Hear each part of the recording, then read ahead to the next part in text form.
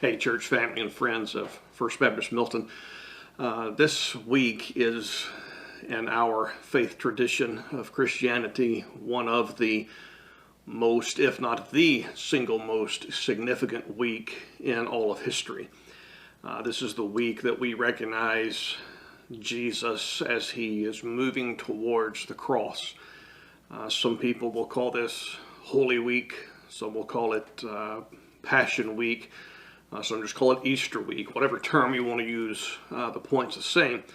This week is leading us up to a very significant event, namely the death of Jesus on the cross and then his subsequent burial and resurrection, which formed for us what we call the gospel of Jesus Christ. And we are spending some time this week as we walk through day by day the final week of Jesus as he lived his life on this earth.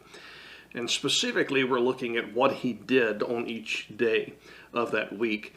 This is Monday of Holy Week, and so we want to think about what Jesus did on Monday.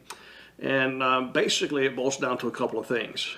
Jesus cursed a fig tree, and he cleansed the temple, among other things. Now, I don't know what was on your to-do list today, but I doubt it was pronouncing a curse upon a fig tree or cleansing out a temple somewhere. But that was what was on Jesus's itinerary on this Monday. I want to read to you what happened on the Monday of Holy Week, of Easter week, and then spend a few minutes thinking about what that might mean to our lives today.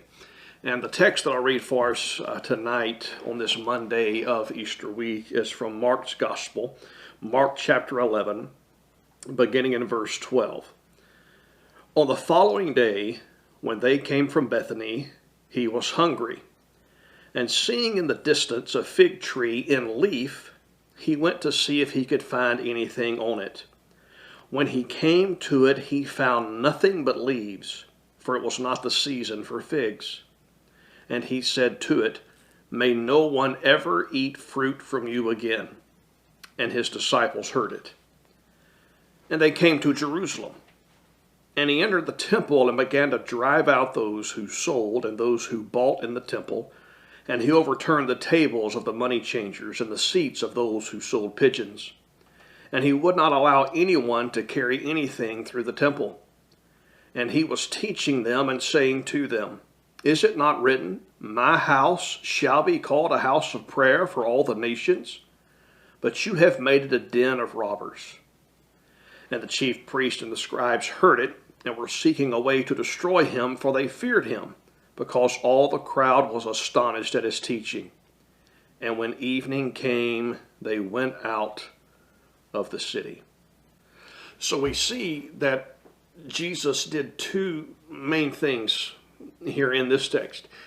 He cursed the fig tree, and he cleaned house. He cleansed the temple. And I think that that does have something to say to our lives today. First, let's think about the fig tree. I want you to be sure that you note a couple of things in the text. It says that in Mark 11, again, this begins in verse 12. It says in verse 13 that he saw a fig tree in leaf. That is, he saw the leaves on that fig tree. But when he went to that fig tree, it was nothing, the text tells us, he found nothing but leaves, for it was not the season for figs. And that's when Jesus pronounced this curse upon the fig tree, "May no one ever eat fruit from you again." And it tells us his disciples heard that. Now, understand what's happening here. Jesus sees the fig tree, and the fig tree has leaves on it. I don't know how studied you are on fig trees, but those who are, that I've read after, when they explain what's happening here in this text, let us know that when you see a fig tree that is in leaf, that you would expect that there would be figs upon it. For a fig tree to have leaves but no figs is pretense. The fig tree, in essence, is advertising with its leaves that it has fruit, but upon closer inspection, Jesus realized that there was no fruit. They had the outward appearance of being fruitful, of having everything together. But when Jesus got closer, he realized there was no fruit hanging from that tree. There were no figs. So the fig tree has this idea of pretense. Now, there's another word we use for that. It's the word hypocrisy. And I think the reason that Jesus curses this fig tree is to teach us something about pretense and about hypocrisy. That in the order of how God has created things, the purpose of that fig tree was to produce figs, and it had not produced figs. In fact, it appeared that it was, but it did not. It was nothing but pretense. A shadow was nothing but emptiness. It was an hypocritical tree. And Jesus pronounced that curse that, as we see later on in the text, sure enough came true, as that prayer the cursed prayer Jesus prayed over that fig tree, it did occur as that fig tree withered and had no fruit. So there's an aspect of the hypocrisy. So keep that in mind as we work through the rest of the text. Then Jesus comes to the temple. And when he enters the temple, having people in the temple is a good thing. They're there in the temple, but they're not there for the right purpose. And they begin to use something that God created. They use it for some other purpose than God ordained. And so you've got two things at work.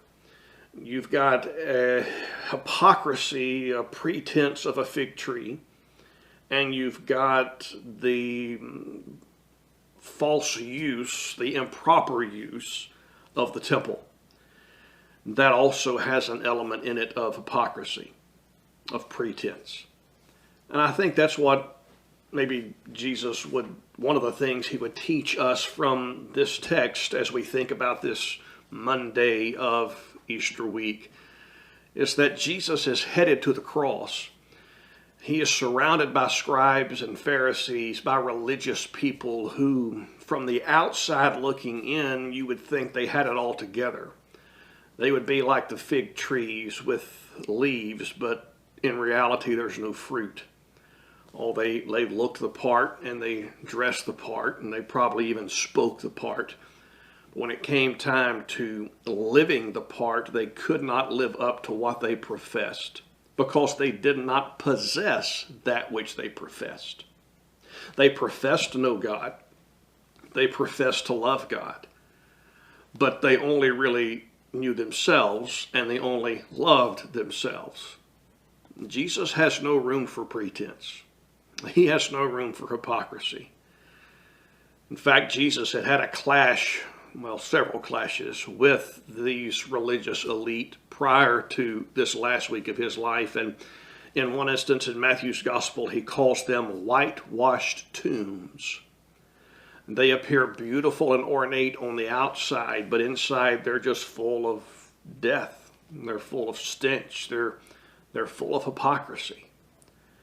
We have to be very careful as we follow Jesus that we profess what we possess. That as we seek to be fruit bearers for Him, as we seek to go forward and live the life He's called us to live, that when people look at our life, they see fruit that's in keeping with repentance. That what we do matches what we say.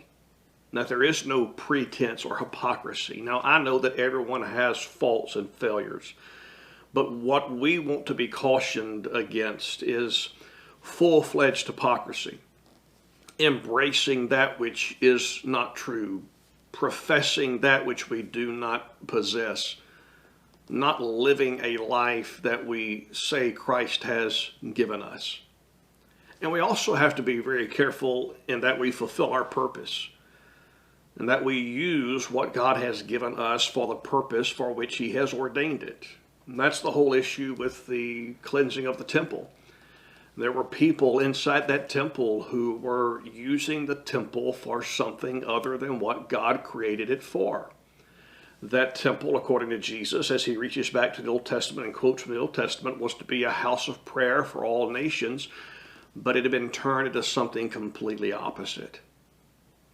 God has a purpose for everything which He creates. God has a purpose for your life or my life. God has a purpose for the created order that he has established. God has a purpose for his church. God has a purpose for his people. We have to be cautious and careful that we use that which God has given us, whether it's our lives, our church, or our families, whatever it is, that we use that which God has given us for the purpose for which God intended. Because when we twist the purposes of God, and I don't think you have to look very far in our culture to see how many of God's purposes have been twisted. When we twist the purpose of what God has ordained, we end up missing out on what God has planned. And so as we go into the rest of this week, let's be cautious, let's be careful that we don't live a life of hypocrisy. Let's avoid the stigma of the fig tree. Let's allow ourselves to be who we are, to follow Jesus in all of our vulnerability, but also with a heart full of sincere faith and a clear conscience.